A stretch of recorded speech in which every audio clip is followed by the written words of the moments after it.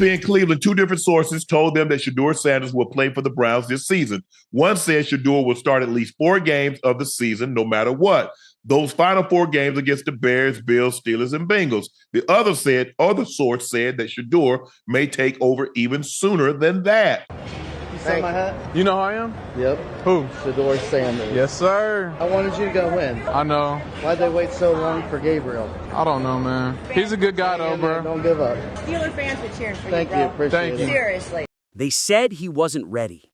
They said the NFL lights were too bright, the Cleveland cold too heavy, the noise too loud for a college kid from Boulder.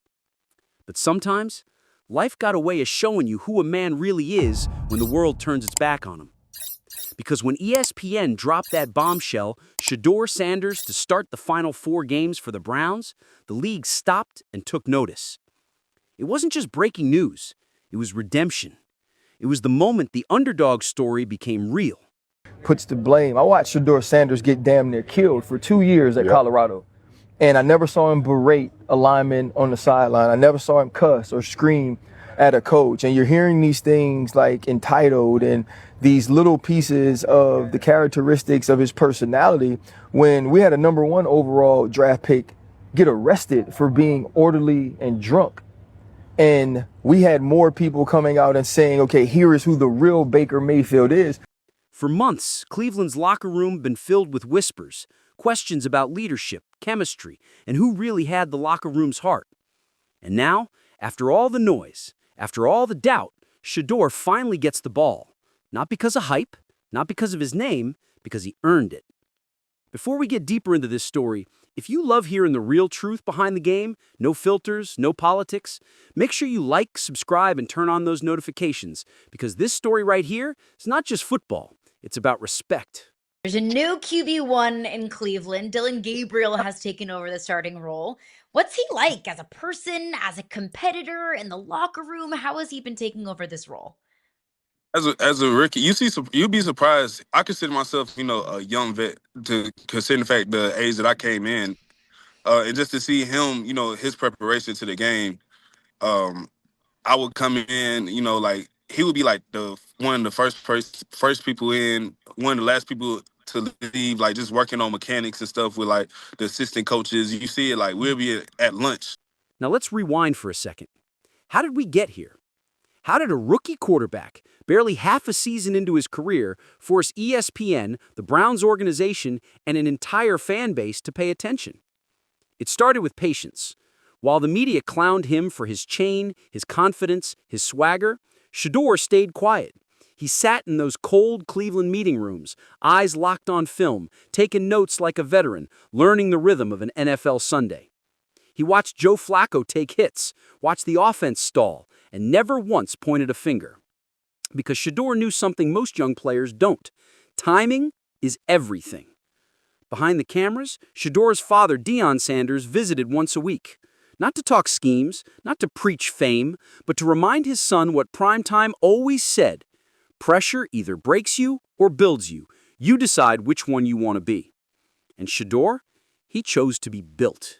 And this is such an exciting rookie class, even outside of Dylan and Shedeur. You're looking at Mason Graham, Quinton Judkins, Dylan Sampson, Harold Fan, and I know I'm missing some, but this is such a fun rookie class, at least from our standpoint, from watching and observing and covering this team. As the season wore on, things got ugly in Cleveland.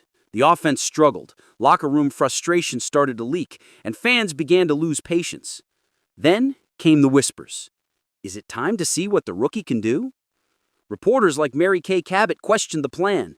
Analysts on NFL Live debated whether keeping Shedeur on the bench made any sense. But inside the building, head coach Kevin Stefanski stayed silent.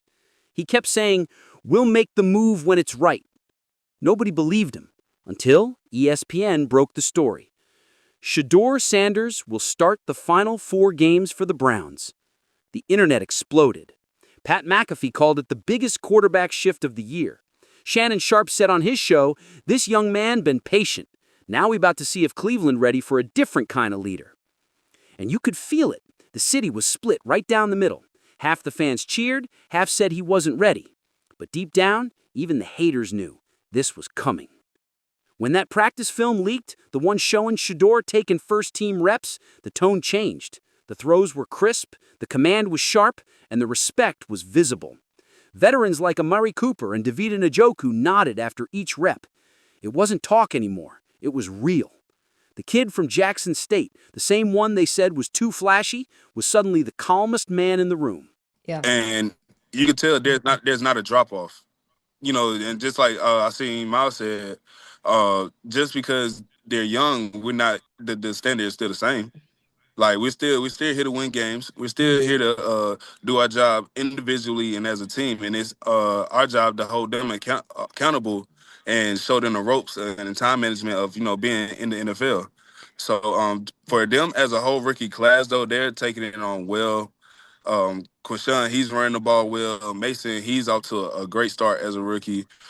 But Shedeur's story ain't just about football mechanics. It's about patience, pride, and proving worth in a world that doubts you the moment you step in the door. Every rookie faces pressure, but when your last name is Sanders, the pressure ain't normal. It's multiplied. It's judged. Every step, every mistake becomes a headline. And still, he kept his head down. Behind the scenes, ESPN insiders said the Browns coaching staff was moved by more than just stats. They saw leadership, they saw how teammates responded to him in film sessions, how the huddle listened when he spoke. Even defensive captains, guys who usually keep their distance from rookies, started telling Stefanski that kid different. It wasn't hype anymore, it was evidence. And then the decision came down. According to one Cleveland source, Stefanski's message in the locker room was simple. We're turning the page. We're going with Shedeur. No big speech, no tears, just a calm announcement that changed everything. Sunday afternoon, Cleveland Browns Stadium. The snow falling, fans bundled up, signs in the crowd reading Prime Legacy and Let the Kid Cook. Shedeur steps onto the field, helmet low, face calm. The cameras zoom in, and for the first time you can see it, the fire that built him since Jackson State. The same fire that made him sit quietly through every media jab, every fan doubt, every locker room whisper. Because Shedeur knew his story was still being written. He just had to wait for the pen. When the ball snapped, everything changed. The rhythm, the energy, the confidence, it all came alive. Shedeur moved the offense like he'd been there for years. Short passes, smart reads, command. No panic, no fear. And the sideline, electric. Players yelling, coaches nodding, the crowd roaring after every completion. You could feel the shift. Cleveland didn't just have a new quarterback, they had a new identity. But don't get it twisted. This story ain't about proving social media wrong. It's about showing that faith, family, and focus still matter in a league full of headlines. Shedeur's been through the trenches. He watched his father fight critics for years. He saw how Deion built something out of nothing at Jackson State in Colorado. He saw how success always comes with hate. And he learned to use it. That's why when the cameras caught him walking off the field after that first win, eyes up, quiet smile, people felt it. Not because of stats, but because you could tell he belonged. Now, as the Browns head into their final 4 games, the city that once doubted him is starting to believe. Reporters calling it a new era. Teammates saying the locker room feels lighter.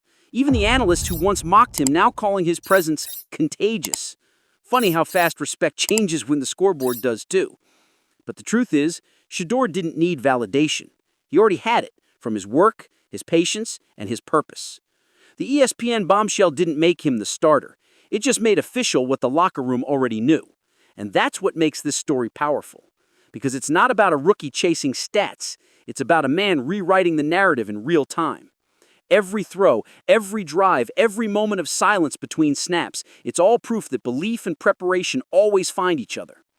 Cleveland might not know what's coming next, but one thing's clear. The kid they doubted ain't just playing quarterback. He's leading men. So, as the snow continues to fall and the city begins to rally, remember this moment. The ESPN bombshell was just the headline. The real story is what happens next, when Shedeur steps onto that field, looks at his teammates, and reminds the league why heart still matters in the NFL. Because sometimes, the underdog doesn't just win, he changes the culture. See, everybody loves a success story, they just hate the struggle that builds it. But this young man, he embraced it all. The noise, the doubt, the weight of his name. And now, he finally got what he earned. Not given, earned. And that's why when you look back at the 2025 Cleveland Browns, you won't just remember stats. You'll remember the kid who waited, the kid who believed, and the kid who turned every ounce of doubt into fuel. Because this ain't just a quarterback change, it's a movement. This is Shedeur Sanders. This is Cleveland. And this is just the beginning.